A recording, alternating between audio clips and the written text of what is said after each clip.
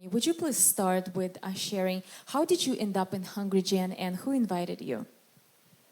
I moved to Kennewick in October of 2016, and the next fall I got involved with Bible Study Fellowship, and in Bible Study Fellowship I met Maria Opet, and she invited me to her home group. So I was going to her home group before I came to HungryGen, and I started here in just before you had 2 services. So it's been a year and a few months. And what impressed me about Hungry Generation was the passion of your pastors and the vision, your vision. It's just amazing. Come on, thank you so much. We're happy to have you with us. Thank you. And would you please share with us, what was the thing you struggled with in life and in your health? Quite a few years ago, my blood tests of my white blood cells came back where they're not within the normal range. And over the years, they kept getting a little worse and a little worse. In the last couple of years, the doctor said, you know, if your blood tests keep going in this direction, you're going to be diagnosed with leukemia. And that didn't make me happy. So I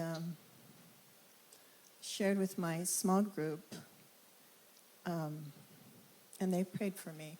And then in September, I went through the prayer line, and Pastor Martin prayed for me. I didn't feel any different, but 2 weeks later, I had a blood test, and it came back normal for the first time since 2001. Come on, you guys, let's put our hands together for Jesus Christ. That is such a powerful testimony that we believe that God can touch you, and heal your body because God, He cares. And this is like an example and just an encouragement to every single person that no matter what you're struggling with, God can see you through. And Janice, so you struggled with the blood issue since 2001, correct? And right now it's 2019, so it's been a long, long time. And when you said that when you were prayed for, you didn't feel anything, right? But when you went back to the doctors, your results came normal with your blood, correct? And how long it's been now since the results? Since September or October, the middle of October.